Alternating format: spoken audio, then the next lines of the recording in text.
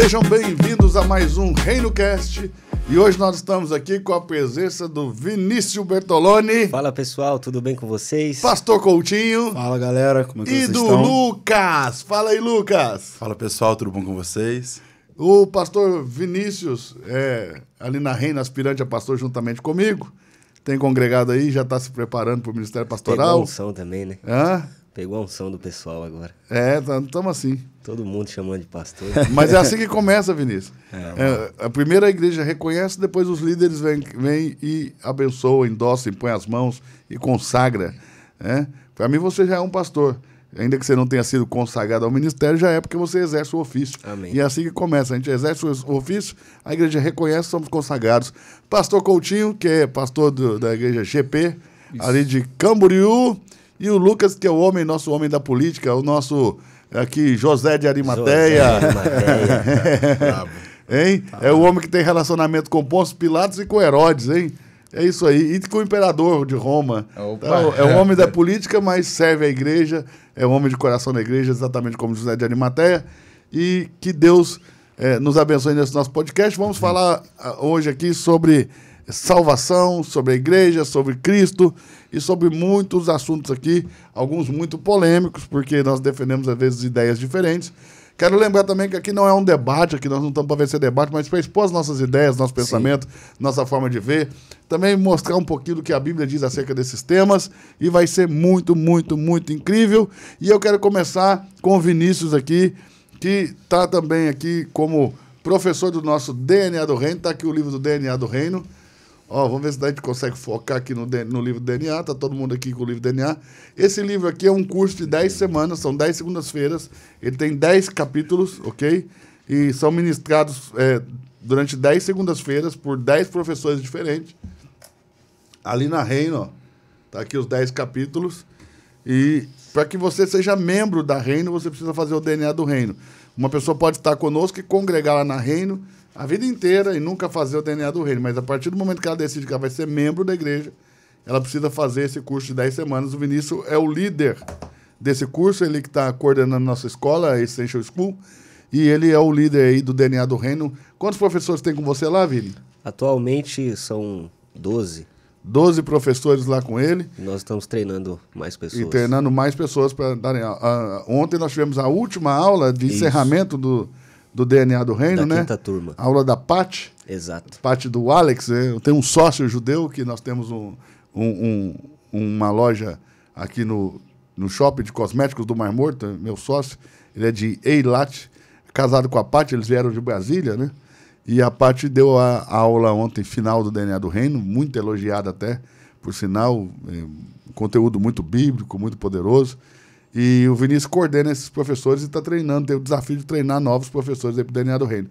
Eu ministrei o primeiro DNA do Reino, depois nunca mais ministrei, porque o pastor descentralizou, e aí a galera está bombando, arrebentando. Isso é um exemplo a ser seguido, né? Crescendo muito, né, cara?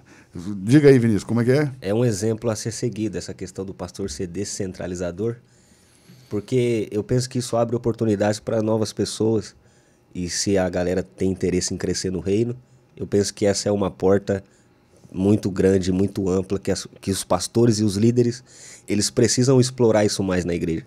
Porque às vezes quando você centraliza muito, você acaba escondendo talentos dentro da igreja que você vai perder e não vai encontrar essas pessoas.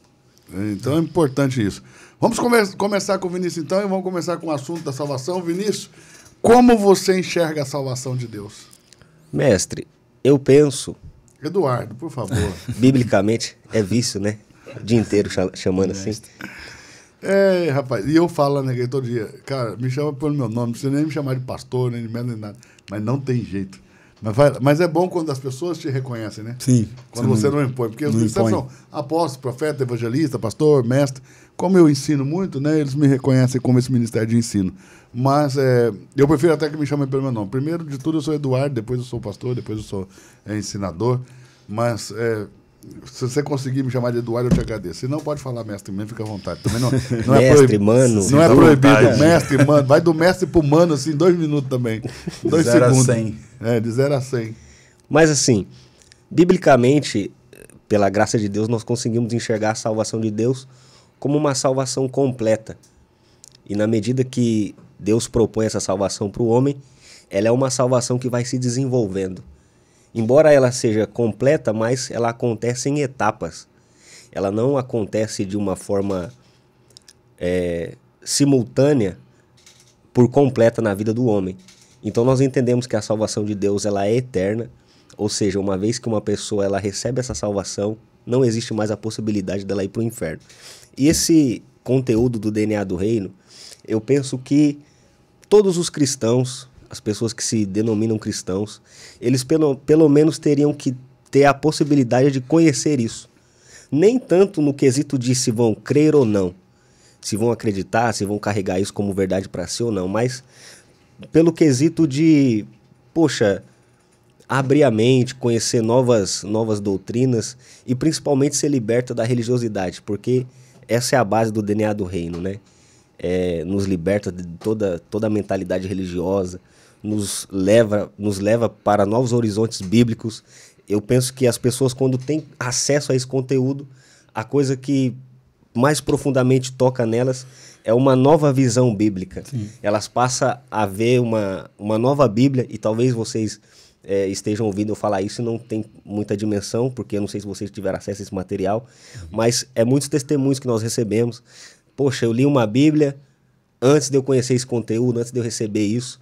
Hoje eu tenho uma outra mentalidade, eu creio de uma forma diferente, porque a religião apresentou algo para nós, mas biblicamente não é isso. Uhum. E esse material é muito disruptivo nesse aspecto. Ajuda a descortinar, né?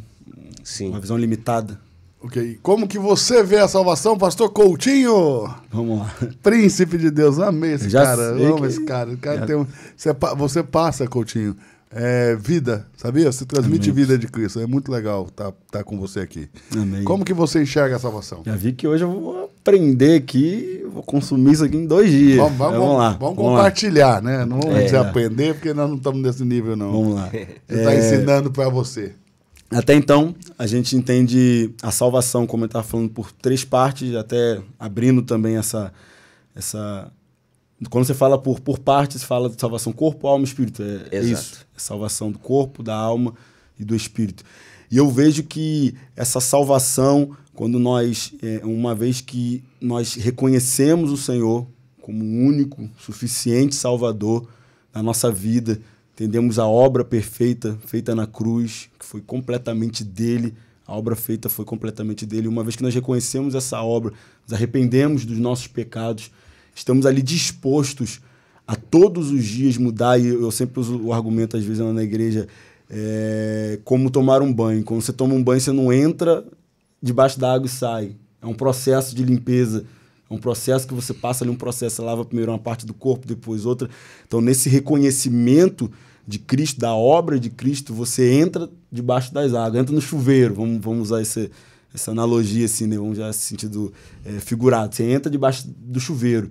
Primeiro contato com Cristo ali, onde tua alma reconhece, teu espírito, mas ali você vê um processo de salvação do corpo também, a salvação da alma, das emoções, salvação do espírito, desse reconhecimento de Cristo, e depois passa esse processo de você tendo que abrir mão do velho homem, enterrar o velho homem, tendo o batismo para confessar publicamente, né, a sua atitude de fé, que você reconhece Cristo, para esse sepultamento do velho homem, esse ato profético que aponta para algo espiritual. E eu vejo a salvação em Cristo Jesus assim, quando você reconhece, assume isso, reconhece o quão pecador você é, o quão falho você é, e reconhece que a obra foi completamente dele, né? Salvação é pela graça, favor imerecido, nós não merecíamos, mas Deus, em sua bondade, deu o teu Filho, misericórdia, nós reconhecendo isso, nós acessamos isso nele,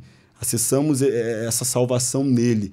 E depois desse momento que você reconhece isso, você passa por esse processo, eu entendo que você passa por esse processo, né, de libertação, nesse processo de abrir mão de algumas coisas, mas também entendo que isso é uma obra do Espírito na nossa vida, né? Claro que atitudes nossas, como seres humanos, temos escolha de fazer ou não fazer, mas entendo que o Espírito de Deus nos conduz a esse momento de abrir mão de certo tipo de pecados de estimação que às vezes nós temos, né? E eu falo que eu me batizei pensando que quando eu levantasse das águas eu não ia ter mais nenhum desejo pelo pecado. E vi que isso não é uma realidade. Parece que eu levantei e nada mudou. Eu continuava com desejo pelo pecado, né? A carne não se converte. Mas eu vejo que uma vez que eu reconheci a Cristo, que eu reconheci a obra perfeita dele na cruz, eu acessei nele a salvação. Eu só tinha os meus pecados para oferecer. Eu não tinha mais nada para oferecer. No dia que eu aceitei ao Senhor, aceitei, né? O verbo, ele que me aceitou na verdade, mas no dia que eu confessei ele, não tinha mais nada para oferecer ele, apenas os meus pecados. Mas ele mesmo assim, ele me amou e eu entendi a obra perfeita dele na cruz, entendi que não era mérito meu. E eu entendo assim, como eu acessar essa salvação e todos os dias lutar para que eu permaneça sendo salvo. Né? Permaneça ali, não retrocedendo, não olhando para trás, não regredindo para o meu velho homem, não ressuscitar o velho homem. Né? Eu entendo basicamente assim, de início assim, o processo de salvação. Então, basicamente, você crê que a obra da redenção foi operada por Cristo, sim, mas o manter essa salvação depende de nós. Sim. E que o homem deve lutar todos os dias para manter essa salvação que foi operada por Cristo na cruz. Lutar todos os dias para que eu, de alguma forma, não retroceda, né? Não retroceda e volte a ser o velho homem. Volte às práticas. Se ele retrocede e volta a ser o velho homem, na sua concepção, essa salvação que Cristo conquistou para ele na cruz está sendo perdida. Ele abre mão disso, eu creio que ele abre mão disso. Então ele abre mão de ser salvo. Então, resumindo, Cristo é quem salva, sim, mas é o homem que mantém. Que o mantém no sentido de que é uma escolha minha de continuar sendo salvo ou não. Ok, mas sim, parte do homem. É sua. Né? Então, o manter depende das suas escolhas, das suas decisões, das suas atitudes, ok? Ok, compreendi. Lucas, e você, Lucas? Vamos lá, nosso José de Arimateia. Como que você vê a salvação, Lucas? Bom, eu vejo a salvação, eu estava lembrando aqui do versículo, uma ilustração do homem leproso que chega até Jesus, acho que é Mateus 8:2. E quando ele chega ali, o texto vai dizer que ele adora a Deus reconhecendo o que ele carrega, a lepra que ele tem. E ele fala, se o Senhor quiser, o Senhor pode me tornar limpo. E Jesus em seguida diz, eu quero. A salvação é um ato de reconhecimento das suas limitações e de uma redenção da sua parte. E fazer com que o teu defeito, aquilo que você carrega, se torne uma adoração para Deus. Eu reconheço sim que eu sou pecador, eu reconheço sim que eu sou limitado, eu reconheço sim que eu dependo de alguém para me tornar limpo. Então a salvação ela é isso, é você reconhecer. E quando você reconhece, é responsabilidade sua manter a atitude de que Cristo fez por ele, de tornar ele limpo, com que aquilo seja constante. Para que ele não venha ser mais um leproso, mas também não venha voltar às velhas práticas. Entende? Eu sou limpo hoje, mas eu vou voltar para o leprosário? Entende? Eu sou limpo hoje, mas eu vou voltar para um ambiente de exclusão? Não, eu vou ir para um ambiente onde eu fui colocado novamente. Fui acolhido como filho, fui acolhido no lugar de... Né, no caso, hoje em dia, as igrejas acolhem as pessoas que ninguém quer.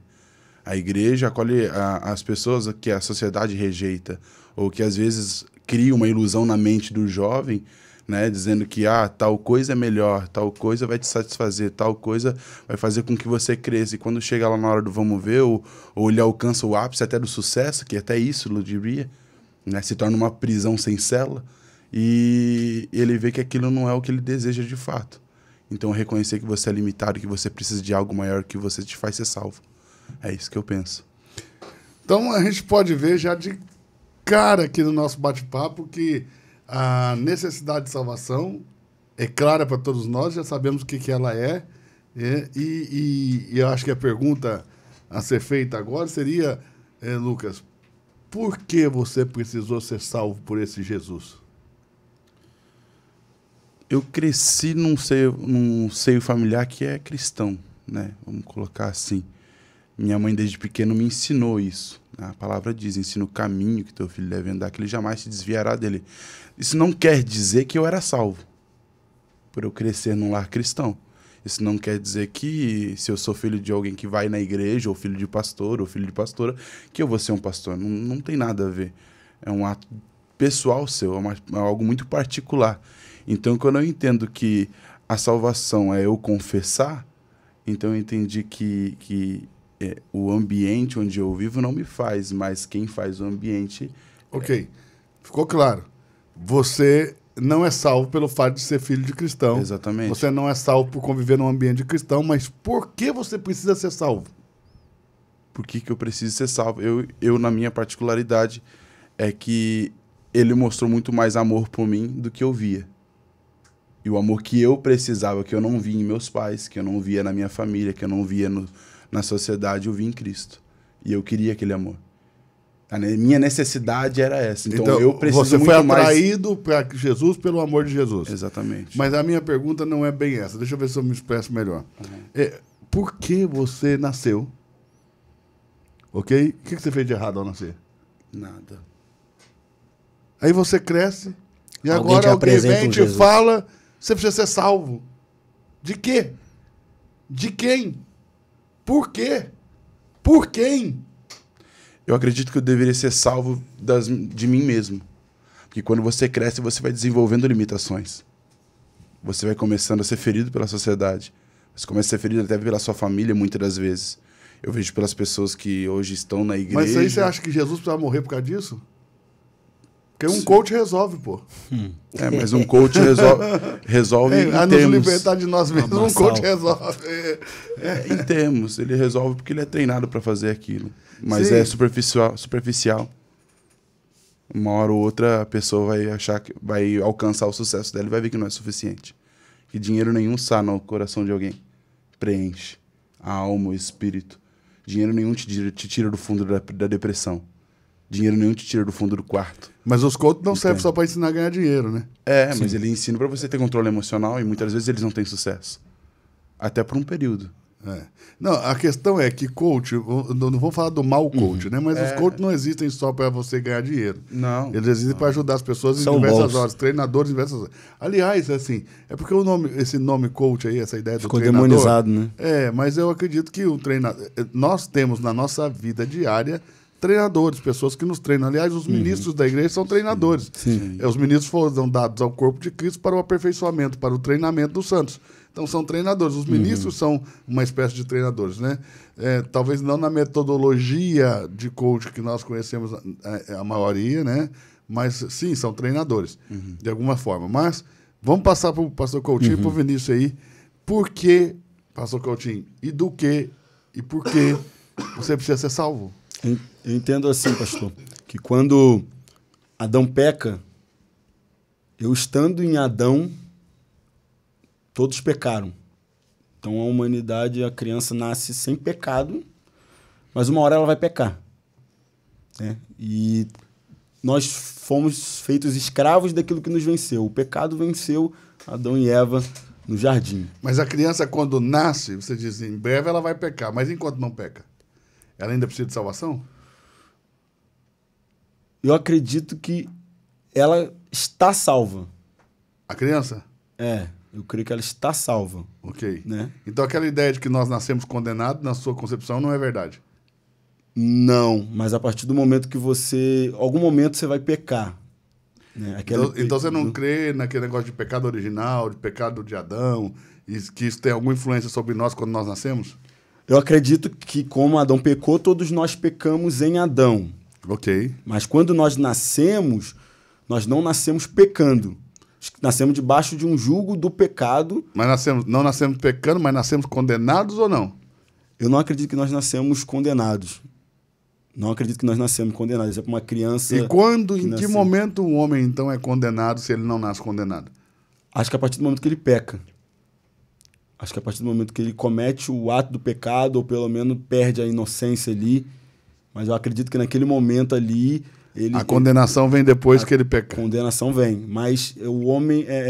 Eu ouvi uma expressão esses dias de um pastor, não vou lembrar o nome do pastor, do Paraná, que ele falou assim, ó, todo homem, ele nasce, a criança ali, ele nasce como se fosse a expressão que ele usou, no caso, foi um pé de pecado. Nasce, mas uma hora vai pecar. Pé de pecado? Essa expressão que ele usou. Como um pé de manga é um pé de pecado. Ele usou essa expressão, pé de pecado. No caso, no que eu filtrei dessa expressão dele, seja, é que a criança vai crescer, uma hora ela vai acabar... Vai frutificar o pecado. Vai frutificar o pecado. Ela nasce porque todos em Adão pecaram no sentido que estávamos nele. no primeiro homem. E eu acredito que quando ela peca, o pecado que me vence tem domínio sobre mim, tem governo sobre mim, me torna escravo dele. É que tradicionalmente, comumente na igreja protestante e também na igreja católica, né, se ensina que o homem nasce condenado por conta do pecado original. Sim. Então, ainda que aquela criança não tenha feito nada de errado ao nascer, já está condenada. É o que tradicionalmente, normalmente se ensina, foi o que eu ouvi a vida inteira, pelo menos, e que eu li na maioria dos livros que falam sobre soteriologia, é que o homem já nasce condenado. Mas, vamos ver aí a opinião do Vinícius. E você, Vinícius? Por que você precisa ser salvo? De quem você precisa ser salvo? Do que você precisa ser salvo, mano? Qual que é a sua visão sobre isso? Eu também penso um pouco como o pastor Lucas. Lucas não. Coutinho? Coutinho. Lucas é quem? Lucas é ele, perdão. Em partes, né? Porque ele mencionou que nós já nascemos condenados e justamente nós nascemos condenados... Não, ele não crê nisso, que nascemos condenados. Nós nascemos pelo...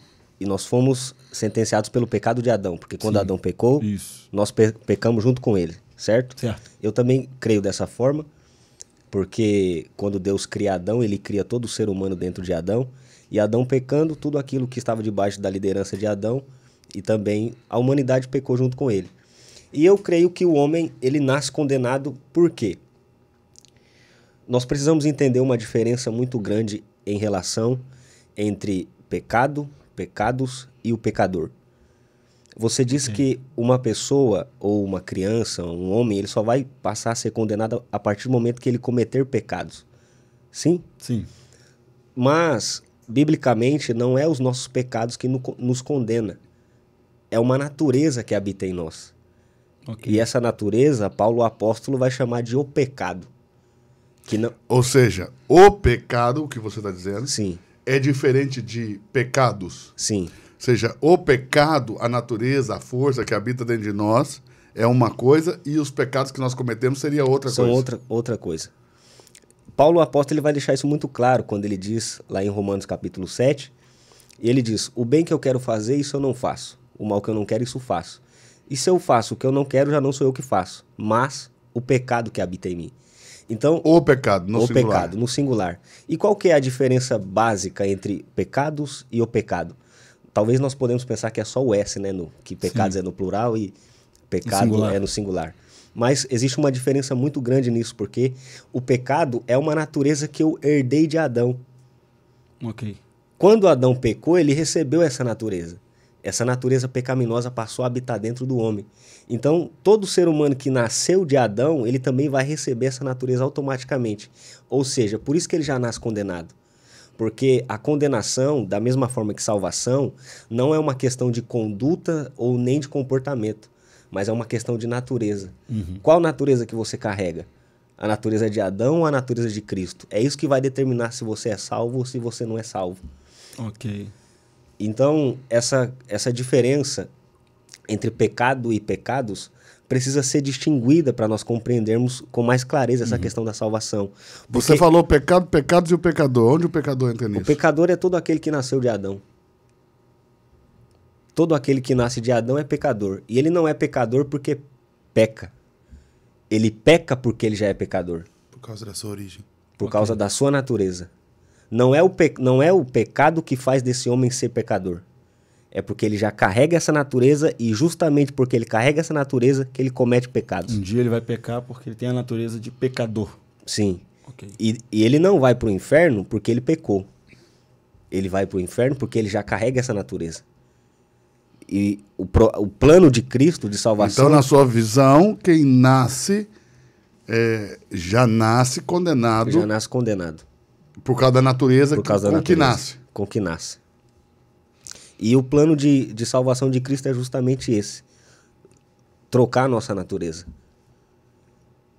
Jesus não veio com a proposta inicial de salvar o homem tentando mudar o seu comportamento. E aí nós temos um ponto muito sensível que eu acho que é por isso que eu acho que é por isso que o pastor Coutinho teve essa cuidado aí na hora de falar da criança.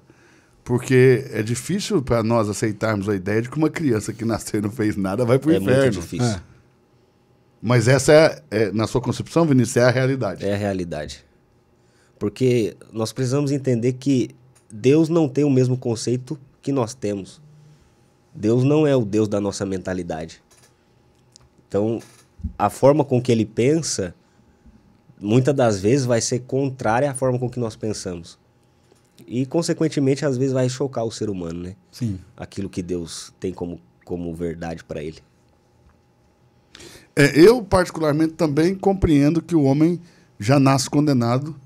E exatamente porque... Você sabe que poucas pessoas sabem, mas o nome Adão, tá? Ele também, em hebraico, é Adam. E Adam também é a palavra hebraica para a humanidade. E aí traz essa ideia de todos dentro de um. Ok. Entende? Porque é tanto o nome dado por Deus ao primeiro homem, como também é a palavra hebraica para a humanidade. Ou seja, a humanidade vem de Adão. Uhum. Entende? Aliás, quando Deus cria o homem e a mulher, em Gênesis capítulo 1, verso 26 e 27, ele cria os dois no mesmo momento. Na mesma hora. Na mesma hora, no mesmo minuto, no mesmo segundo. Ainda que a maioria das pessoas tenha uma percepção de que Deus criou o homem primeiro, a mulher depois. Não, ele criou os dois ao mesmo tempo. Eu não sei se a gente consegue colocar aqui nessa tela, Gênesis capítulo 1, verso 26 e 27. Quer ver? Vamos ver se a gente consegue colocar aí. Que aí eu posso mostrar para vocês. Ó. Vocês que estão numa melhor posição aí, se puder ler para mim. Leia, Coutinho. Gênesis 1, 26. E disse Deus, façamos o homem à nossa imagem, conforme a nossa semelhança, e domine sobre os peixes do mar e sobre as aves do céu. Então Deus começa a dizer, façamos. Façamos. Ok? E a primeira parte do fazer é criar. Primeiro Deus cria, depois ele faz. Ele não faz nada que ele não criou primeiro. Sim. Por isso que o texto vai dizer, criara para fazer. Deus cria para fazer, ele não faz para criar. Ok. Então quando ele diz, façamos... Que já estava criado. Não, esse façamos inicia no criar. Então quando ele diz, façamos, então a primeira coisa que ele faz é criar. Ok. Verso 27. E criou Deus. Vê? Então ele diz, façamos, mas na verdade ele cria primeiro. Ok. E criou Deus o homem, a sua imagem Deus o criou. Homem e mulher os criou. Homem e mulher os criou. Então, quando Deus cria, ele cria os dois, homem e mulher. Nós também podemos ver isso em Gênesis, no capítulo 5, verso 1. Gênesis 5, 1.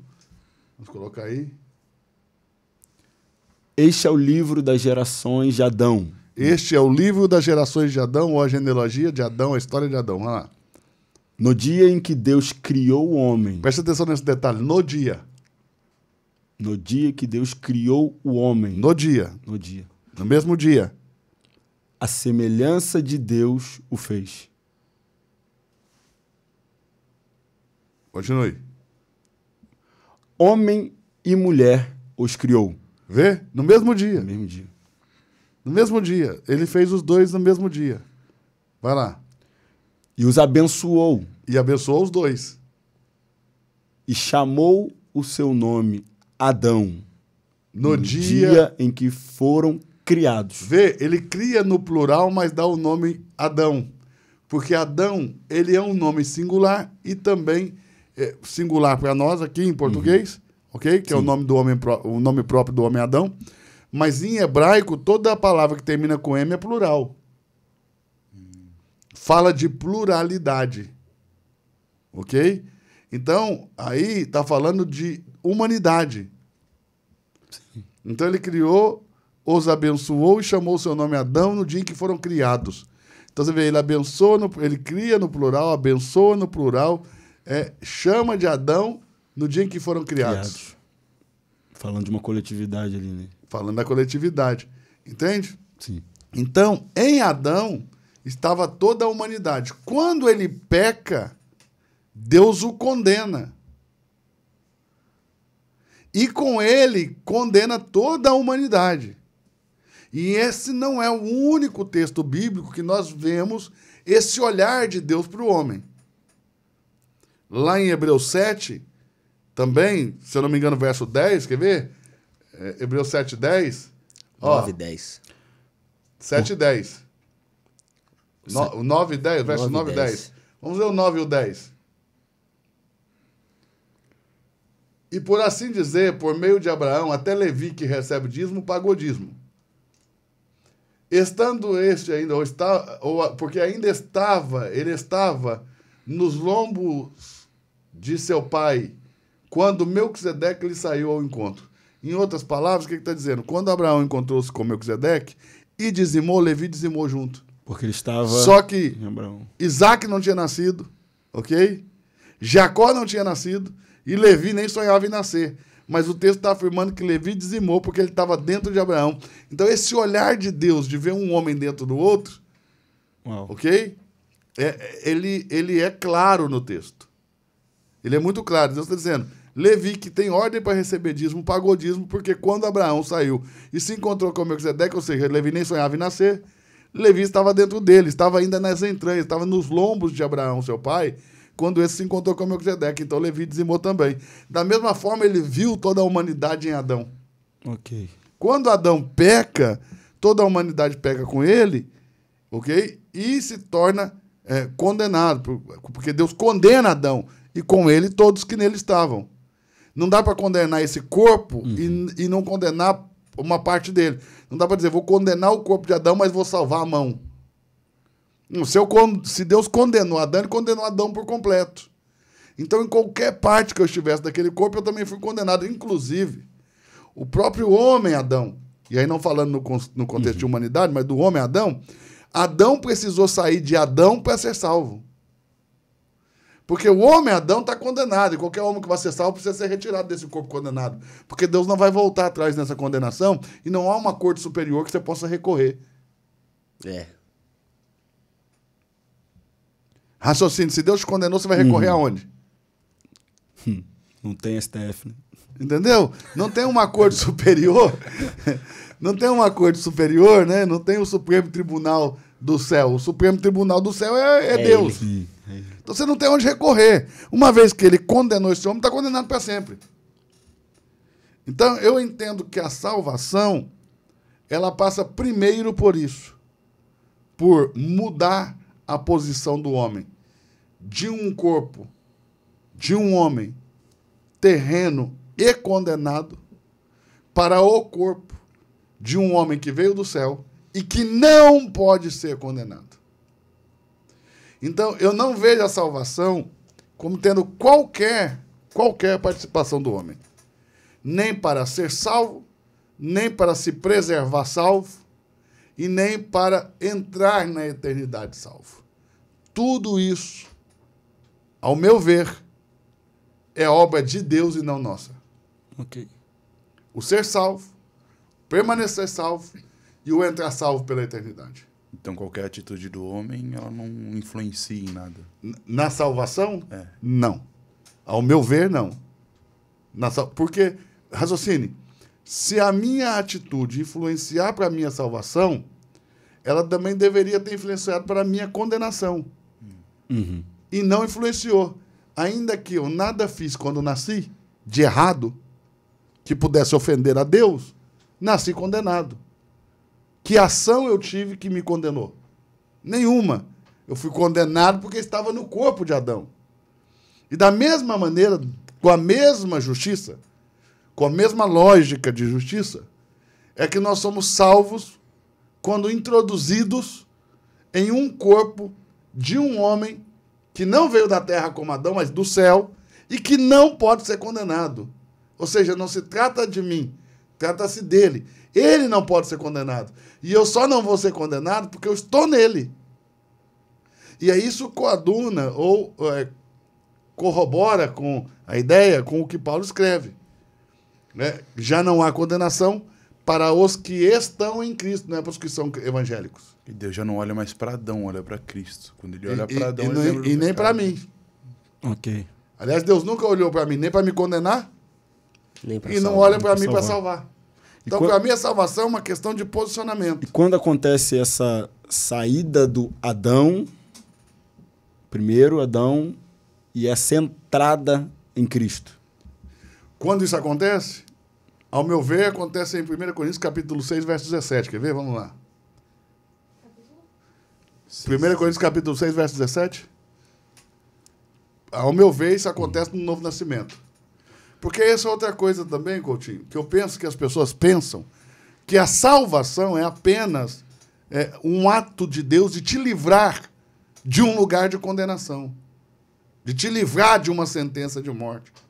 Entende? Eles não entendem que a salvação vai muito além disso. Salvação não é livrar você do inferno. Porque se a salvação só fosse isso, aí eu concordo. Né? Ele está me livrando de um lugar que amanhã ele pode me mandar de novo para lá. Entendi. Caso ele se arrependa, ou eu faça alguma coisa que ele não goste, ele me manda. Mas salvação não é só isso. Então, ao meu ver, quem diz que a salvação se perde, desconhece pelo menos 3 coisas. O que é a salvação? O conteúdo da salvação e o resultado da salvação.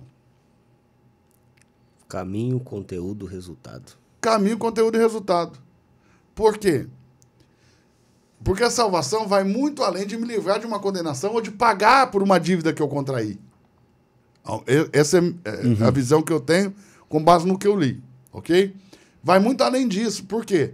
Porque salvação também é receber dentro de mim um conteúdo. Eu recebo no meu espírito um conteúdo. Qual é esse conteúdo? O Espírito de Deus. E no Espírito de Deus eu recebo a pessoa do Pai, do Filho e do Espírito. Porque ele disse, nós viremos e faremos, tudo no plural, neles morada. Nós somos morada do Pai, do Filho e do Espírito. E esse é o conteúdo que eu recebi dentro de mim quando eu fui salvo. Eu recebi Deus dentro de mim. E não só isso. Não somente Deus foi introduzido em mim. Eu sou introduzido em Deus. Em que momento? No momento do novo nascimento. Deus é introduzido em mim, eu sou introduzido em Deus. Então, veja que como é que vai muito além de você ser livre de uma condenação, de uma sentença do inferno. Né? Passa pelo ponto de eu receber Deus em mim. Quando eu recebo Deus em mim, com ele recebo uma nova natureza. Porque o texto diz, mas o que se ajunta com o Espírito do Senhor é um mesmo Espírito com ele.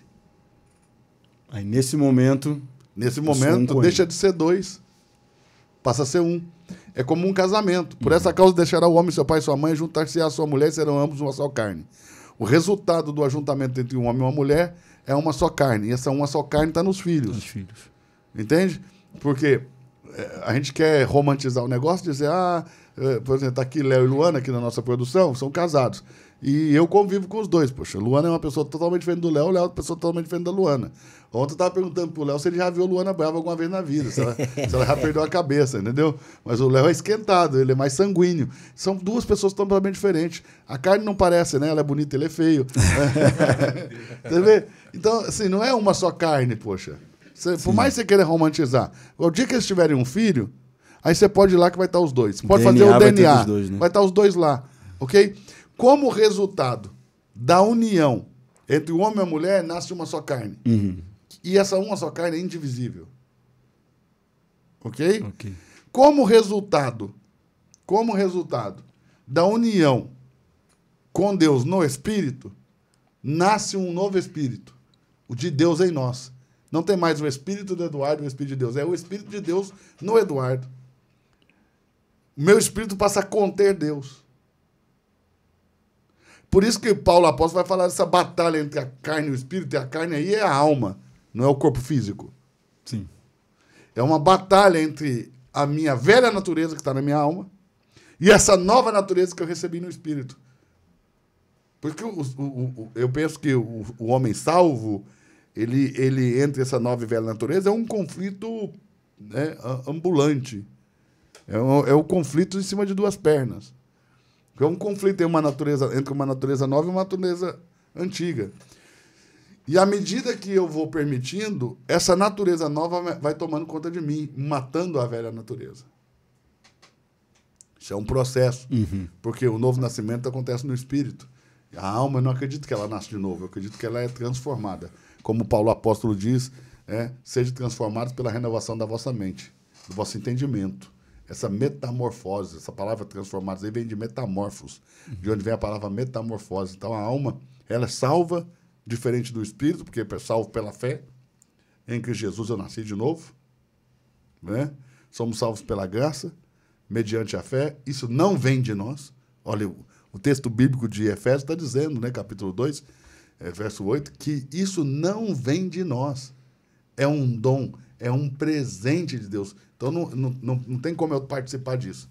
É um presente de Deus, não vem de nós. E a palavra salva a alma. Que Tiago vai dizer que recebei Tiago 1:21. Com mansidão a palavra em voz enxertada, a qual é poderosa para salvar a vossa alma. Então a salvação da alma acontece por meio dessa transformação, dessa metamorfose, diferente do Espírito que é o novo nascimento. Então, para mim, respondendo a sua pergunta, quando o homem se ajunta com o Espírito de Deus, Deus é introduzido no homem, e o homem é introduzido em Cristo, em Deus, ok? E isso, para mim, é o novo nascimento. E é nesse momento que você é introduzido em Cristo, quando você nasce de novo. Ok. Essa é a minha percepção. Quando esse homem nasce de novo, né, em Cristo, como o senhor acabou de explicar, o homem teve esse novo nascimento em Cristo. E uma vez que ele retrocede, retrocede para onde? De onde ele saiu quando ele foi salvo? E para onde ele retrocede? Quando você diz retrocede para onde?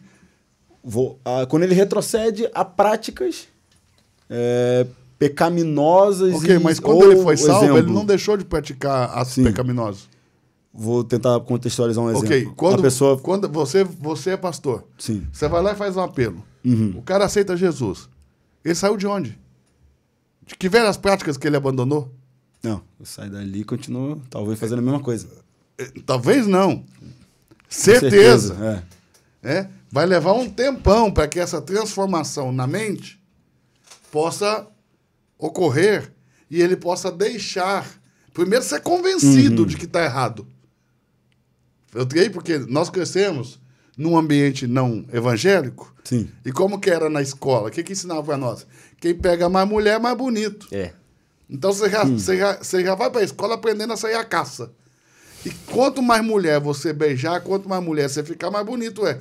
E esse é o conceito que nós crescemos com ele. Ok? Quando o Espírito Santo te convenceu que, na verdade, o mais bonito não é o que pega mais mulher, é o que tem uma só. Okay. Foi só nesse momento que você passou a pensar assim, poxa, eu não quero mais sair ficando com um monte de mulher. Eu vou ter uma só. Porque isso é bonito para Deus. Diferente de tudo que eu aprendi. Sim. Entende? Essa mudança de pensamento não ocorreu da noite para o dia. Você aceitou Jesus e não pensou assim, agora eu vou esperar para ter uma mulher só. Que agora... Não, cara. Você vai, com o tempo, entendendo pelo Espírito Santo, que vai te convencer de que não é bonito ficar com um monte de mulher. Que isso vai desfragmentar você, que isso vai trazer ligações de almas seríssimas, que isso pode trazer para você complicações emocionais, complicações psicológicas seríssimas, ok? Se você for uma pessoa desfragmentada na sua identidade. Mas isso é uma coisa que você vai ser convencido pelo Espírito Santo. Não é uma mágica. Porque da maneira que se coloca por aí, e não estou dizendo que você, né, você está falando assim, mas da maneira que se coloca por aí, parece que aceitou Jesus, apertou um botão mágico. Né? O cara era um, é outro. Eu preguei muitas vezes nos presídios, você também já deve ter vivido essa experiência, do cara aceitar Jesus lá e continuar preso, poxa. Porque não mudou nada, a não ser o fato de que agora ele é salvo. Mas em termos de consciência, ok? No sentido de razão, intelecto, formação, caráter, não aconteceu mudança. Porque ele recebeu Deus no Espírito dele e ele foi introduzido em Cristo e a mudança vem a partir daí. Eu tenho uma dúvida. E se acontece isso, a pessoa vai ali, tem essa consciência, se arrepende dos pecados, mas ela, dali para frente, ela não continua a mesma coisa, passa a vida toda dela e E nunca... O que é continuar a mesma coisa para nós? Ela nunca vamos usar um nunca exemplo. foi transformada. Nunca foi transformada. Ela a vida toda. Ela evolui. Sim. Qualquer cristão que recebeu o Espírito Santo evolui. Ok? Mas não fica perfeito porque recebeu o Espírito Santo. Ok. Mas evolui. Uhum. No seu caráter, eu estou dizendo. Sim. Porque lá no Espírito já está tudo feito. O Espírito está preparado. O que é fraco é a alma. Uhum. Essa pessoa, então, mesmo assim, ela não, é assim, está salva. Assim, mas mesmo... olhe bem, é que você coloca como se a pessoa que foi salva tivesse parado de pecar. Os desejos do seu coração, pode ficar bem livre aqui, que é um bate-papo. Não, sim. Né?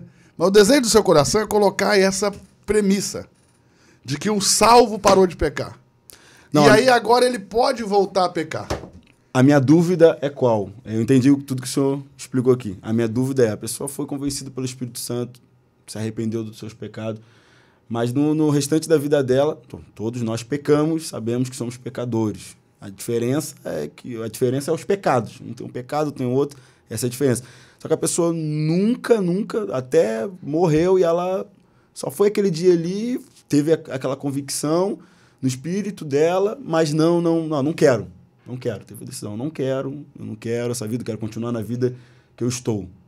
Essa é a minha dúvida. Então, mas aí é o seguinte, começamos assim. Aí nós vamos julgar o que a Escritura diz pelo comportamento da pessoa. E nós não podemos partir dessa premissa. Sim. A gente tem que julgar o comportamento da pessoa pelo que a Escritura diz. Ou nós não cremos que a Escritura é verdadeira. E fiel e digna de aceitação. Sim. Se nós cremos que a Escritura é verdadeira, eu não posso julgar a Escritura pelo comportamento do outro. A Bíblia diz que você recebe vida eterna. Mas o cara recebe vida eterna, mas ele continua vivendo uma vida de pecado e não quer transformação, não quer ir na igreja. Ou seja, coloca-se a igreja como sendo um pré-requisito para a salvação, e o congregar como um pré-requisito para a salvação, e Jesus já salvava e a igreja não existia. Como é que faz com que os que foram salvos quando a igreja não existia?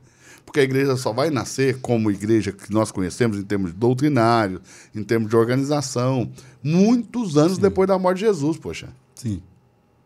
E Jesus salvava antes mesmo de ter morrido. Ok. Entendi. Entende? Ou seja, Jesus já salvava, não existia igreja, não existia doutrina, não tinha cristianismo, poxa. O cristianismo vai nascer 15 anos depois da morte de Jesus com os primeiros escritos de Paulo, aproximadamente. Ok?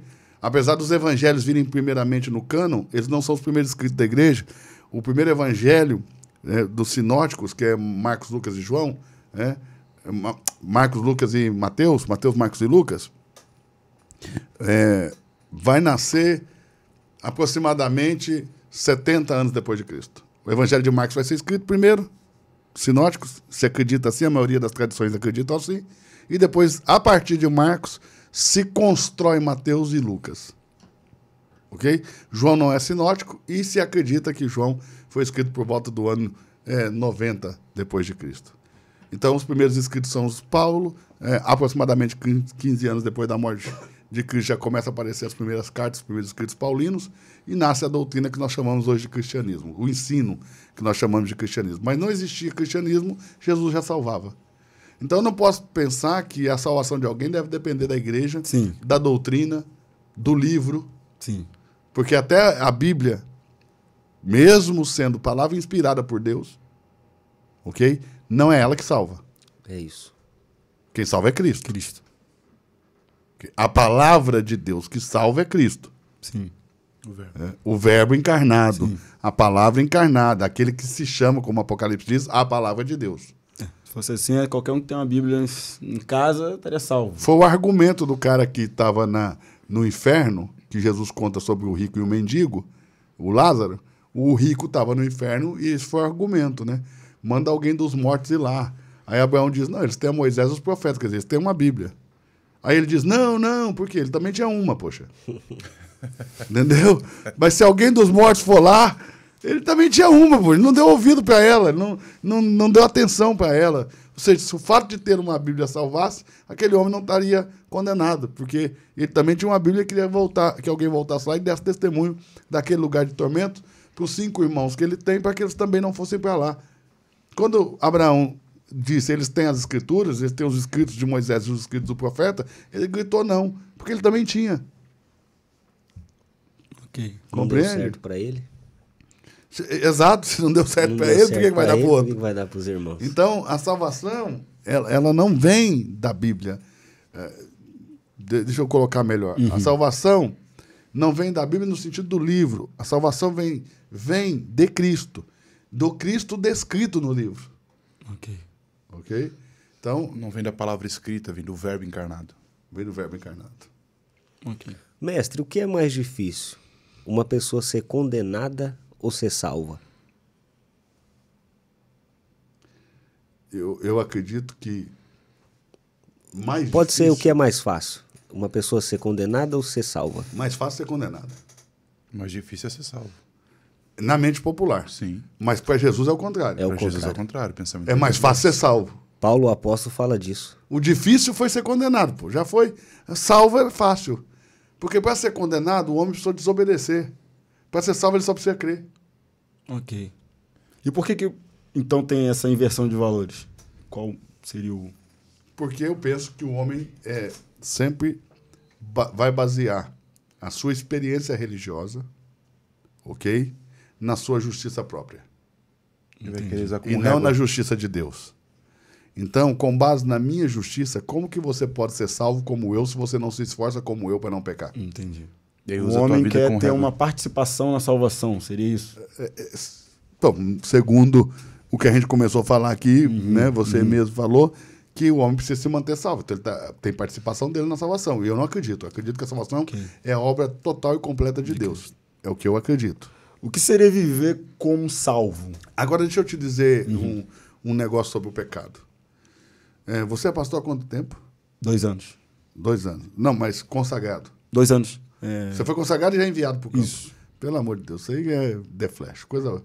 É assim, né? Já vem, já consagra e vai. Glória a Deus. Tem tempo ruim. Mas você está na igreja há quanto tempo? Eu estou há 8 anos. 8 anos. Você lembra dos 10 mandamentos? Sim. Tenta citar aí. Todos? Só 10.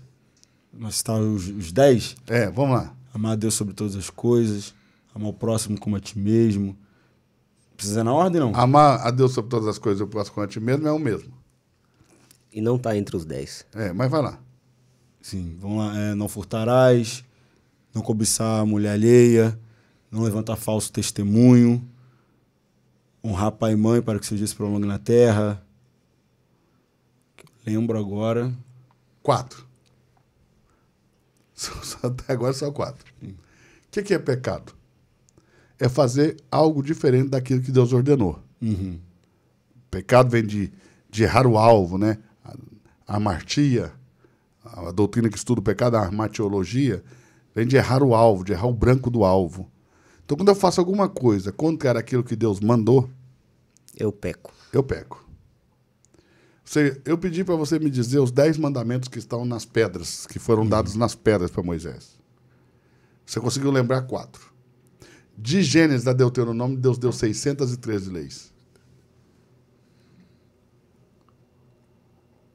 Se a gente não lembra os 10 mandamentos, como que alguém pode afirmar não estar vivendo em pecado se não sabe o que é pecado? Sim. Todos nós vivemos em pecado até pela ignorância do que é pecado. Eu não lembro as 613 leis. Portanto, desconhecer o que é certo e o que é errado diante de Deus vai me fazer que eu erre até por ignorância. Sim. E ainda que Deus desconsidere esse meu tempo de ignorância, que segundo a tradição popular é o tempo de que eu não era convertido, depois de convertido ele está considerando a ignorância. Senão não faria sentido. E eu nem concordo com essa questão de que eu não era convertido, Deus não levou em conta. Se ele não levasse em conta, eu não ia pedir para você arrepender. Então, esse texto aí de Paulo em Atenas, que diz Deus não leva em conta o tempo da vossa ignorância, para mim está mal interpretado. Porque o que eu entendi é que Deus não leva em conta o tempo de ignorância, que os atenienses se curvaram diante de pedra e adoraram como Deus. Mas, não que ele desconsidere o pecado, É como se ele dissesse, se eu parar para pensar nisso, nem se você pedir perdão, eu te perdoo. Entende? Eu estou usando figura de linguagem para expressar um extremo, ok? Mas, não considerando o tempo que vocês adoraram essas imagens, porque Paulo começa dizendo, eu andei por Atenas e vi o objeto do vosso culto e notei que vocês são em tudo muito religiosos. Está falando das estátuas, da adoração às imagens. É? E Deus, não levando em conta o tempo da vossa ignorância, chama todo homem ao arrependimento. Arrepender de quê se ele não está contando o pecado? É óbvio que ele está considerando o pecado. O que ele não está considerando é que eles foram tão tapados ao ponto de se ajoelhar diante de uma pedra. Entendeu? E vai chamá-los ao arrependimento dos pecados. Que pecado se ele não levava em conta? Entende? Agora, lá em Levítico capítulo 5, verso 17, vai dizer assim, se um homem pecar e fizer alguma coisa contra qualquer coisa que Deus ordenou, ainda que não o soubesse, contudo será ela culpada e levará sobre si a sua iniquidade. Então, Deus seria meio bipolar de falar isso num lugar e depois falar que não considera em outro. E também não faria sentido, se Deus não considera o tempo da nossa ignorância, não faria muito sentido Deus falar assim, meu povo sofre por ser ignorante, meu povo sofre por falta de conhecimento. Que é a mesma coisa de dizer, sofre porque são ignorantes, sofrem porque ignoram, sofrem porque não têm conhecimento. Né? E há texto que diz, meu povo morre, padece, porque falta conhecimento. Não faz sentido. Se ele não considera a minha ignorância, eu morrer por causa dela. Entende? Okay. O que seria viver como salvo? Na minha concepção? Sim. É viver consciente da graça de Deus sobre mim. Todos os dias consciente de que não veio de mim. O que se operou em mim é um presente, do qual eu preciso ser grato, pelo qual eu preciso ser grato, ok? E agora que Cristo morreu por mim, para que eu pudesse ter vida nele, eu tenho que deixar de viver para mim e viver para ele. Viver como salvo, na minha concepção, é viver para Cristo e não mais para mim. Quando eu vivo para mim, eu não vivo como um salvo, porque o interesse de um salvo deve ser viver por aquele que por ele morreu. Okay. Essa é a minha concepção. Sim. Mas aí, dá-lhe, Vinícius, o que você fala? Lucas? Falo nada, cara.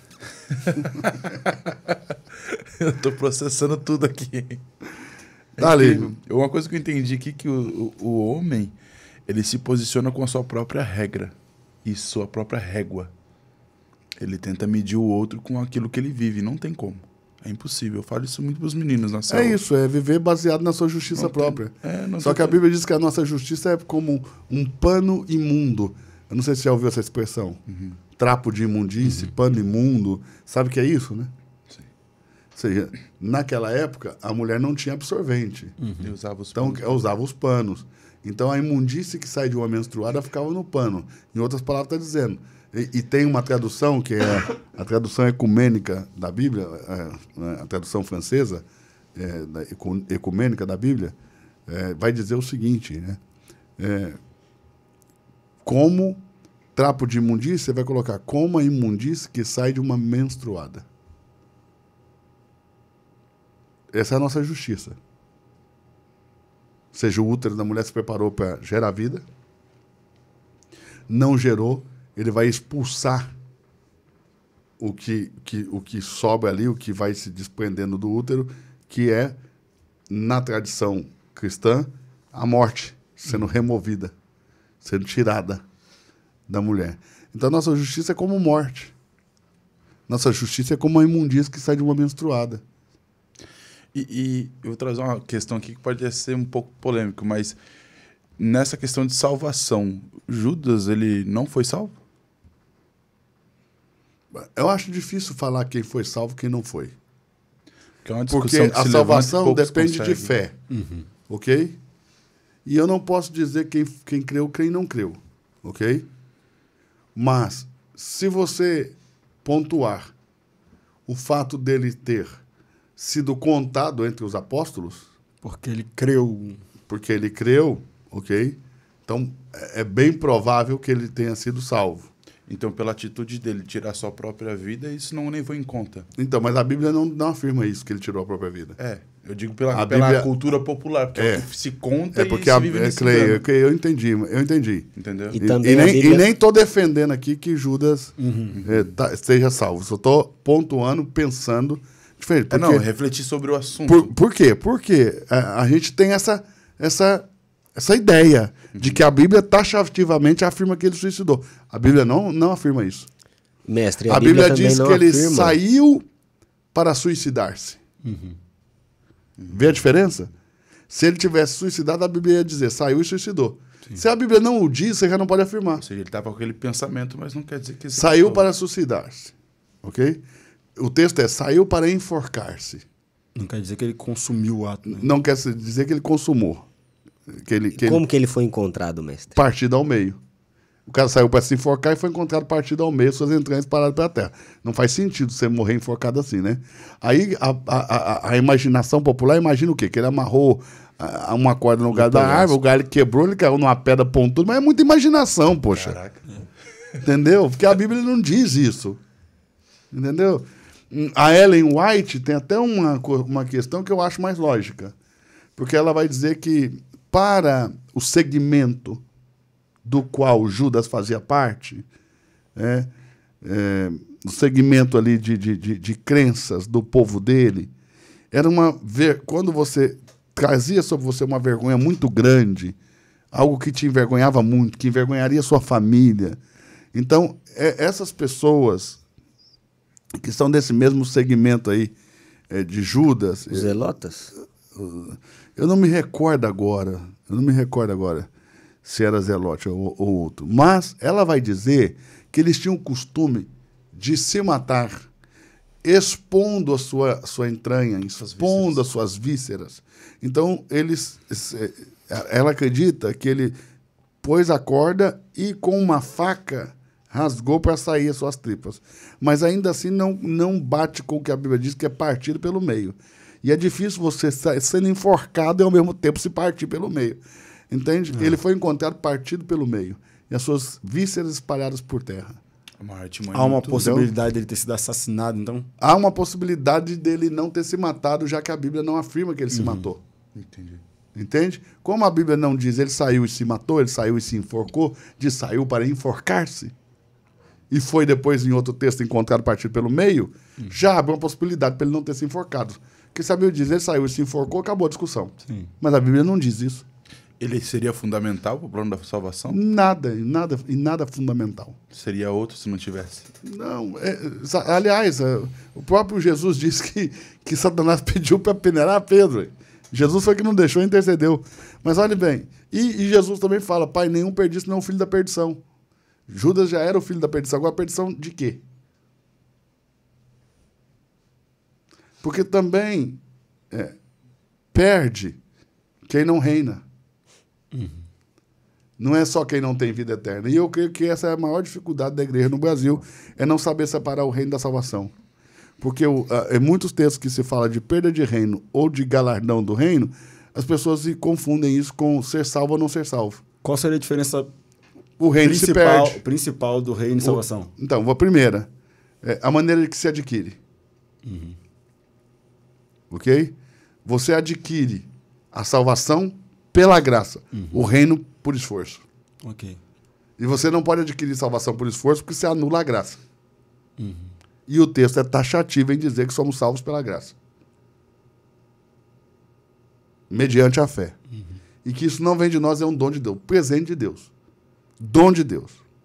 E Romanos 11, 29 vai dizer que os dons de Deus são irrevogáveis. Então como é que vai revogar a sua salvação se ela é um dom de Deus e o dom é irrevogável?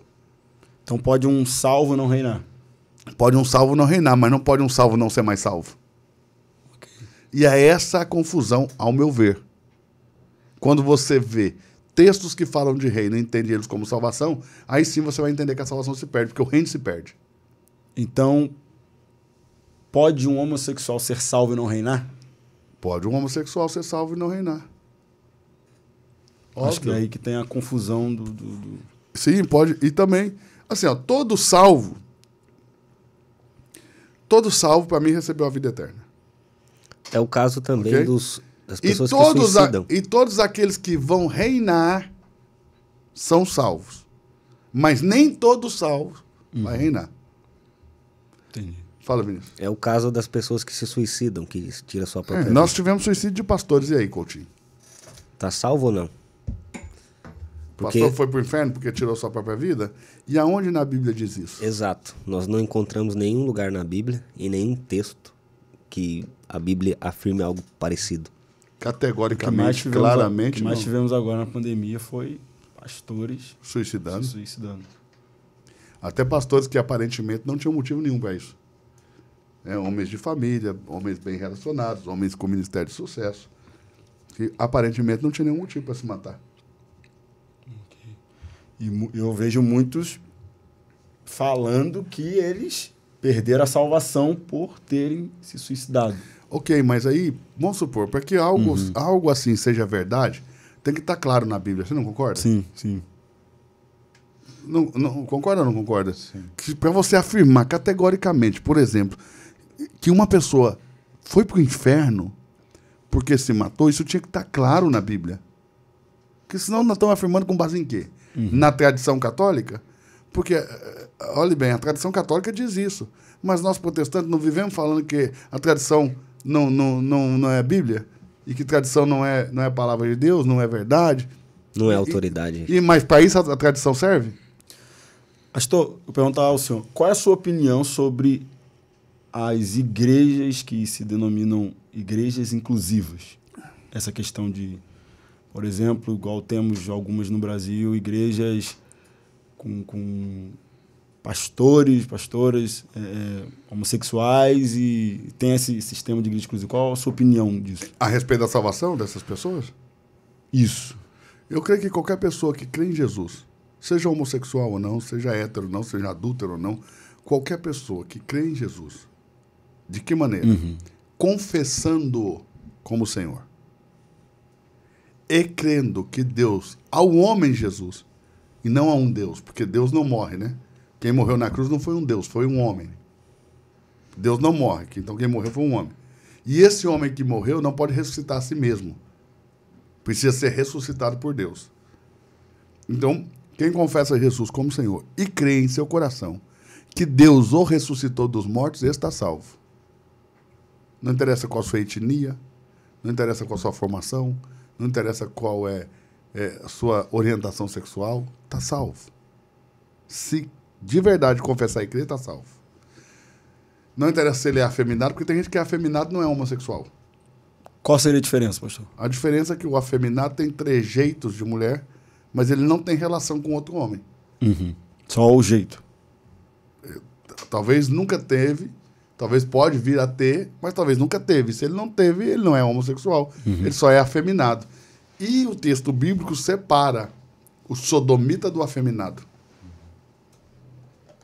Entende? Porque o texto diz que o afeminado não vai herdar o reino dos céus. E se você trouxer isso para a salvação, você está dizendo que nenhum afeminado vai ser salvo, ainda que ele não tenha se relacionado sexualmente com outro homem. Está condenando antes da prática? Estaria condenando antes da prática só pelo trejeito. Sim. Eu tenho uma dúvida, essa é uma dúvida muito pertinente. Mas deixa eu só pincelar sim. aqui para você. Então, o que eu acho? Eu acredito que é salvo. Agora, não acredito que o salvo, uma vez que recebe vida eterna, e peca e não se arrepende desse pecado, deliberadamente, desleixadamente vive a sua vida com Deus, pecando, ok? Não creio que ele ficará impune. Só não creio que ele vá para o inferno. Mas eu creio que há um tribunal para os que foram salvos e vivem pecando e não se arrependem de seus pecados. E creio que eles vão sofrer consequências. Disciplinas duríssimas, mas não inferno.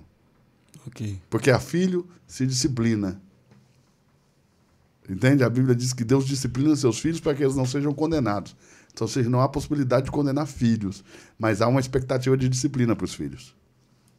Está lá em Hebreus 12. Okay? Então é isso. Mas, falei. Essa é uma dúvida muito pertinente que eu tenho, e isso eu mesmo tenho. Uma criança, quando uma criança nasce, nós vemos hoje ainda mais, num nível maior, de crianças que já têm esse jeito afeminado. O que o senhor iria atribuir isso? O jeito afeminado? Isso. Tem criança que com 5 anos... Tem vários fatores, pode ser criação. Uhum. Um menino criado no meio de mulheres pode ficar afeminado. Sim. E nem por isso é homossexual. Uhum. Não, sim. É um fator. Tem o fator também da idolatria.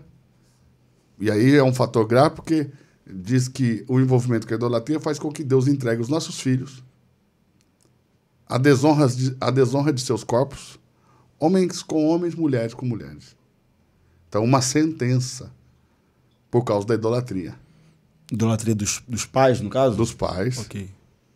Porque o texto diz, entregue os vossos filhos para que desonrem seus corpos. Homens com homens, mulher com mulher. Então, idolatria também é um fator. Um país idólatra, isso pode ser mais aguçado. Ok? Mas não é o único fator. Sim. É também um fator, mas não é o único fator.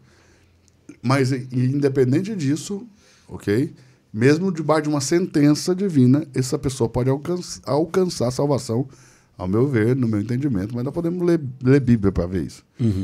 Diga, Lucas, você parece que queria falar aí. Não, porque quando você entende que isso pode ser uma sentença divina por causa da idolatria dos pais, então pode ser a razão desse autocrescimento da comunidade em si. Entende?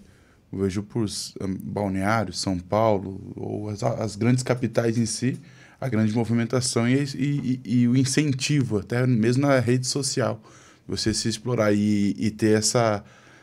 como se já conhecesse essa facilidade de se aproximar, entende? Não precisa fazer uma propaganda muito grande para falar sobre o assunto, não. Só vem conhecer. Enquanto muitas igrejas têm que fazer muito esforço para trazer uma alma para dentro da igreja. Entende? Agora que você estava falando sobre isso, me veio isso na mente. Mas eu vejo muito também a construção dos filhos a partir da mãe e do pai antes do filho ser gerado. Mas se a gente entender o que é salvação, essas dúvidas caem todas. Certo. Porque qualquer pessoa que passa pelo processo de salvação... Um exemplo. Como que nós vamos fazer com alguns textos aqui, por exemplo? 1 de João 5,18. Põe aí, Luna. Lê aí, pastor. Sabemos que todo aquele que é nascido de Deus não peca. Você nasceu de Deus, pastor? Pastor. Aqui não seria um novo nascimento? O novo nascimento. Você nasceu de Deus ou não? Sim, mas peco. Mas aí o texto diz o quê? Não peca. E aí, e como que você concilia isso, esse texto com a realidade? Mas o que é de Deus é gerado... Mas o que de Deus é gerado, conserva-se a si mesmo. E o maligno não lhe toca. E o maligno não toca nos crentes? Toca. Se não toca, por que nós oramos nas igrejas? Sai, diabo, solta ele. O diabo até manifesta nos crentes. O diabo até manifesta nos crentes, pô. Verdade, Vinícius. Como conciliar um texto desse com a realidade da igreja?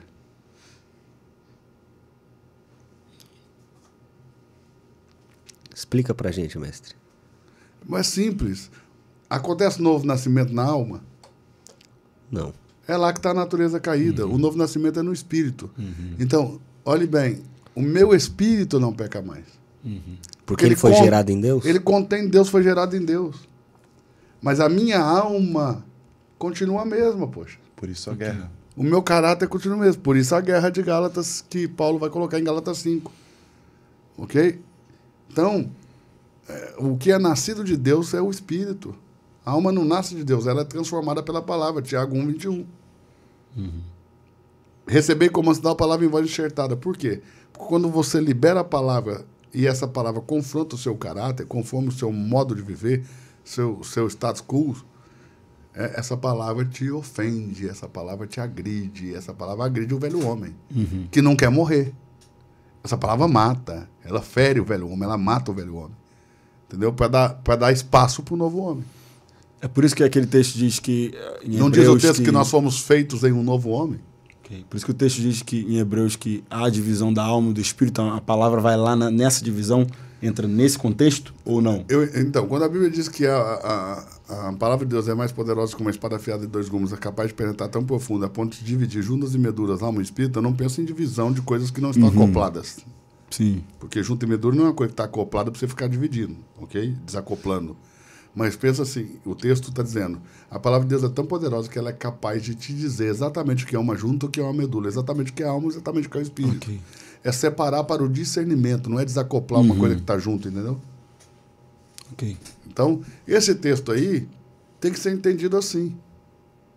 Porque se você não entender assim, você vai entrar todo mundo em crise. Porque o cara vai ter que afirmar que não peca. E as pessoas chegam num nível de loucura religiosa a ponto de afirmar que não pecam mais. Sem nem saber o que é pecado, poxa. É nascer, então... Entendeu? Já está mentindo, né? Porque João diz que aquele que fala que não peca já é mentiroso. Então, pronto. João 1. Mas vamos entender um pouquinho, acho que o Vinícius pode explanar isso para nós, o caminho da salvação. O conteúdo da salvação, o resultado da salvação. Se puder explanar, Vinícius. Assim, eu penso que essa questão de salvação ela se torna muito clara para nós quando nós entendemos a formação do homem, a princípio. Nós precisamos entender do que o homem é constituído. Como que o homem foi formado por Deus? E conforme está escrito em 1 Tessalonicenses capítulo 5, verso 23, o homem é constituído de espírito, alma e corpo. Ok? Ok. E nessa mesma constituição do homem, nós vamos ver lá em Gênesis capítulo 2, a partir do verso 7, que Deus forma o homem do pó da terra, sopra em suas narinas o fôlego de vida, e o homem é feito alma vivente. Ou seja, nós temos ali a menção dos 3 elementos. O espírito, o barro, o pó da terra, o corpo, e nós temos a alma. Então, esse homem formado por Deus nessas 3 dimensões, ele também vai pecar nessas 3 dimensões.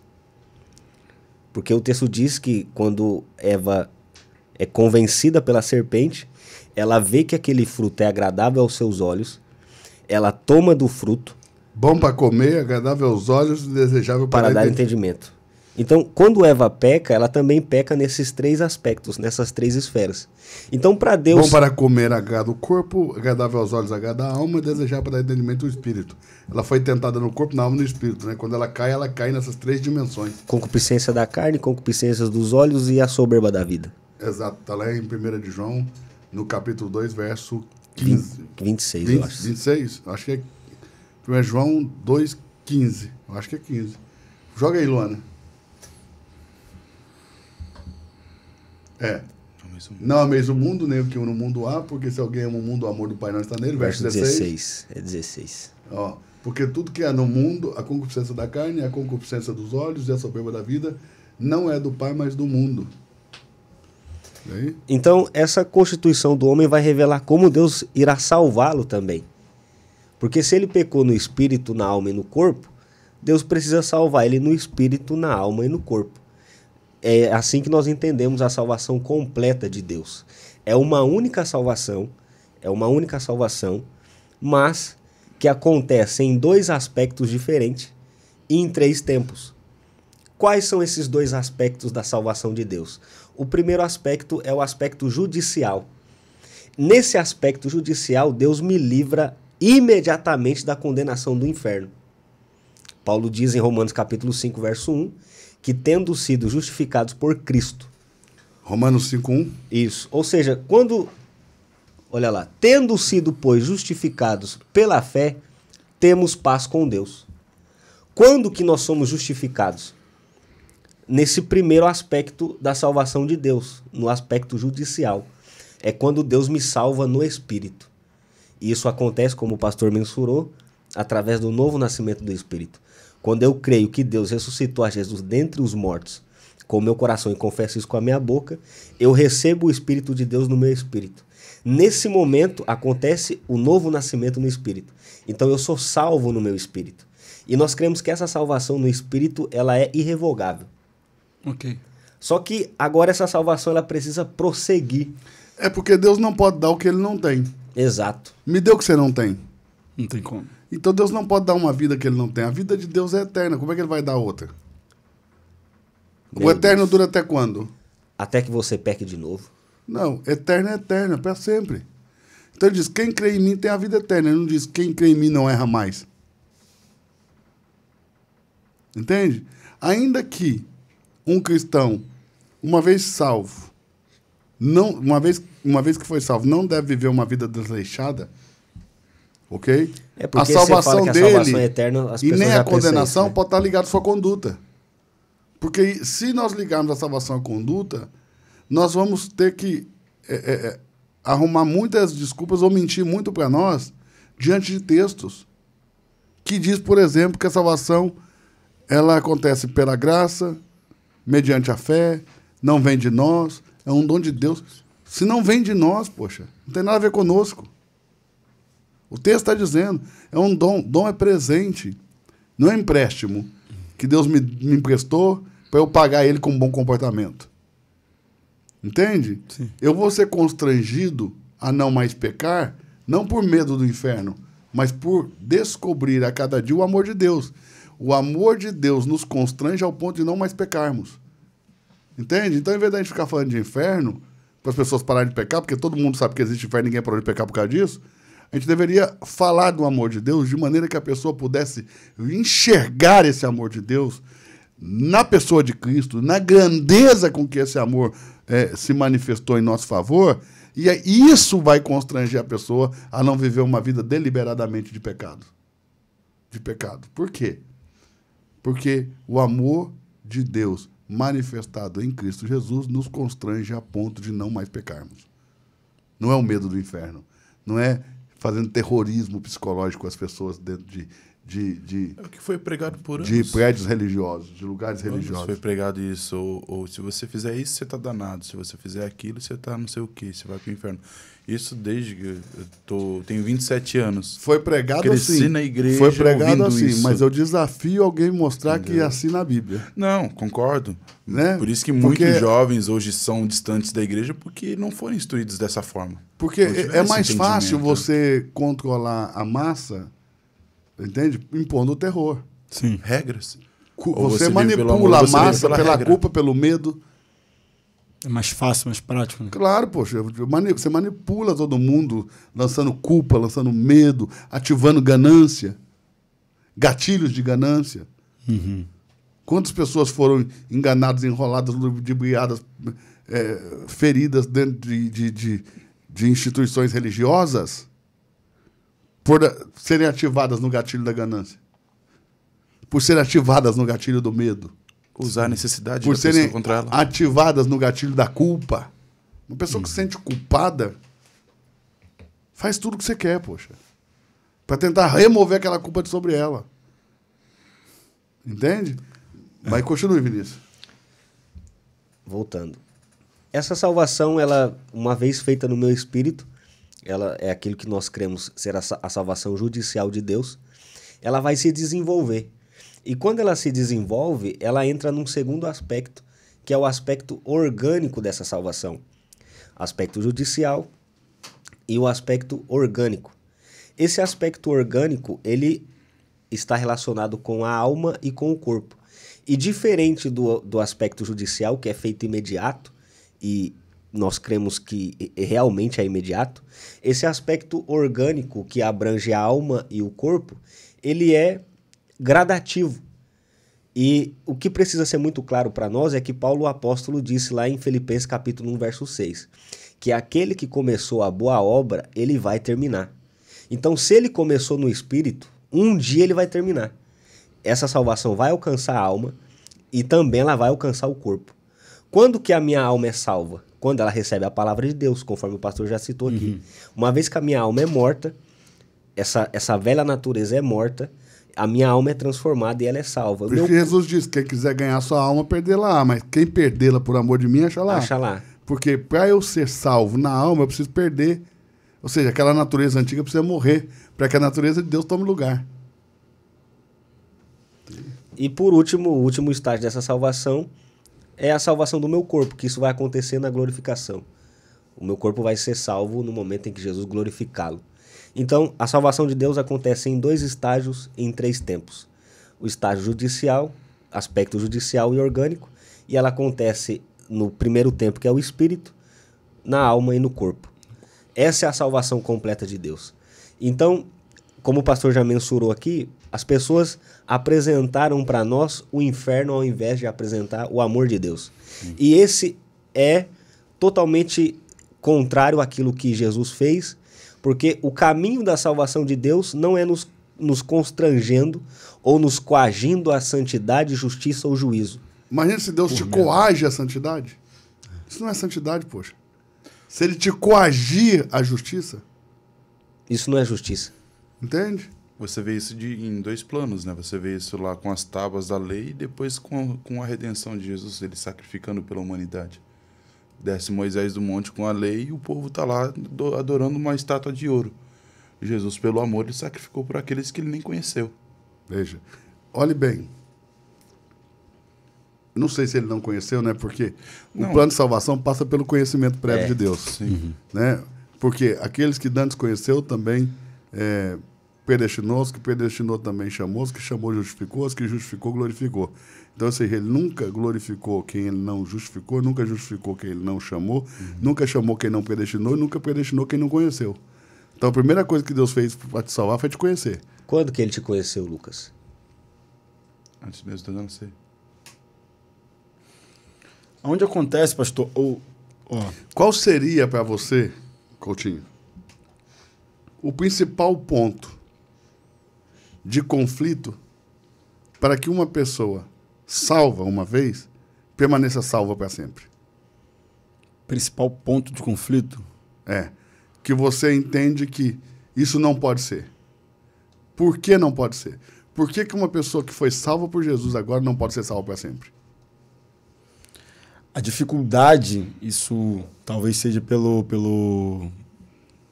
que nos foi ensinado ou pela cultura, né, que nos foi apresentada, né, desde o catolicismo, a essa dificuldade... O catolicismo não. O catolicismo não ensina a perda de salvação. Sim, mas eu digo nessa questão de tentar impor que você tem um padrão e não...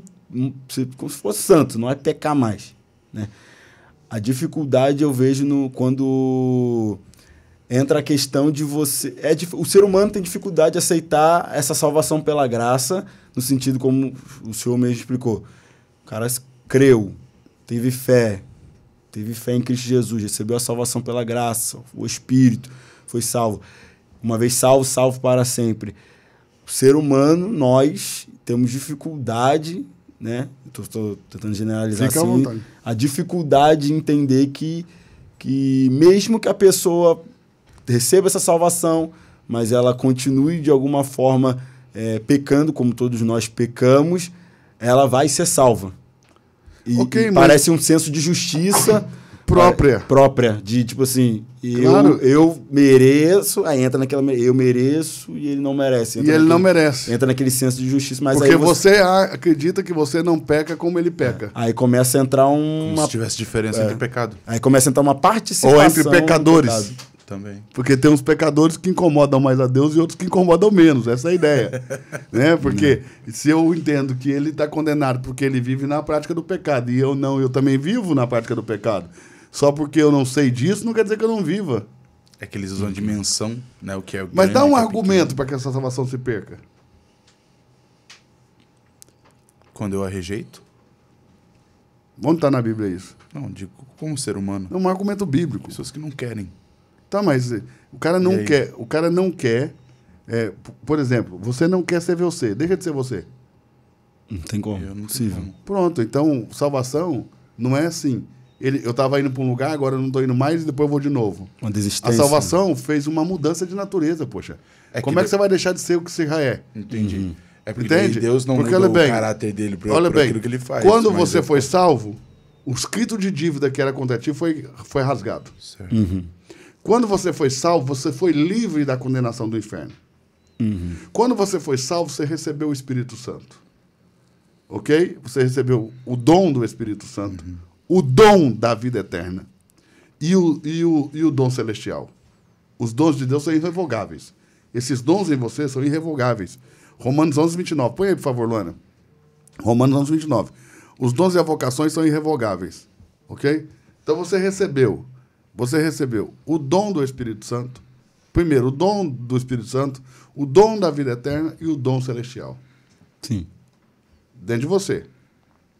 Você se tornou um com o Espírito de Deus. Já não são mais dois. Um. Ok? Deus foi introduzido em você. Na pessoa do Pai, do Filho e do Espírito. A triunidade divina veio habitar no seu espírito. Ok? Você foi introduzido em Cristo, porque diz que nós somos introduzidos em Cristo. Você passou a ser membro do corpo de Cristo. Ou seja, se você se perder, o corpo de Cristo tem que ser mutilado. Entendi. Entende?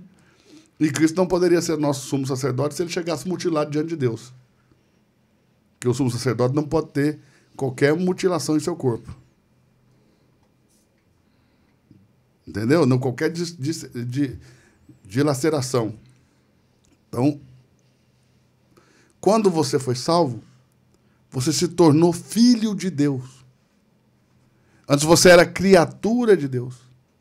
Agora você é filho de Deus. João diz que todos aqueles que nele creram recebeu o poder de serem feitos filhos de Deus. João 1,12. Agora, como que você deixa de ser o que você é? Um homem que nasce homem pode até querer ser mulher, não pode? Vai conseguir? Não, porque é impossível deixar de ser o que você é. Então, quando nós falamos que você foi salvo, nós não estamos falando só que você foi livre de uma condenação, que você foi livre de uma sentença. Nós estamos falando que você passou a ser uma nova pessoa que você não vai conseguir deixar de ser, por mais que você queira. Sim. Você continuar sendo filho de Deus. O filho pródigo saiu para uma terra longínqua, desperdiçou os seus bens vivendo dissolutamente. Procurou alguém daquela terra que o ajudasse. Quando acabou seu dinheiro, veio uma grande fome, e os seus amigos o mandaram para os chiqueiros apacentar porcos, mesmo sabendo que ele era judeu e que os porcos para judeus são abominação. Ele desejava comer a comida dos porcos. Olha o nível que ele chegou. Ou seja, no conceito judaico, na tradição judaica, né, no contexto da cultura judaica, não existe nada pior para um homem, não existe um ponto mais baixo para um homem chegar do que isso. Desejar comer a comida de porcos. Com os porcos. E ninguém lhe permitia. Então ele disse, vou voltar para a casa de meu pai. Porque na casa do meu pai até os empregados têm fartura de pão. E quando ele volta, o pai vê ele de longe e diz, aquele é meu filho, que estava morto e agora reviveu. Veja, mesmo ele estando morto no coração do pai, porque ele não estava literalmente morto, mesmo ele estando morto no coração do pai, pela vida que vivia, não deixou de ser filho. Sim. E uma das coisas que mais me toca nessa parábola é: aquele é meu filho. O pai identifica seus filhos. Por mais que eles venham do chiqueiro, o pai sabe quem é seu filho. E uma vez que você é filho, é impossível você deixar de ser ser filho. Por mais que eu queira deserdar o Lorenzo, dizer que ele não é meu filho, vai bastar fazer um DNA. A identidade se manifesta. Filho não deixa de ser filho. Então, salvação não é uma questão apenas de livrar de uma condenação. E imagine, você pode arrumar aqui 10 argumentos para dizer que a salvação se perde, ok? Mas são quase infinitos os argumentos bíblicos que a salvação é eterna. É quase que lutar, dar murro em ponta de faca. Mas nós podemos voltar aqui em outro podcast para falarmos mais sobre isso. Vinícius, suas considerações finais para esse podcast. Eu acho que... Acho não, né? Quem acha, não acha nada. Eu acredito que essa mensagem da salvação eterna, ela precisa ser mais trabalhada nas nossas igrejas, porque isso traz uma certa leveza espiritual para a vida dos crentes, e as pessoas conseguem compreender com mais clareza a graça de Deus.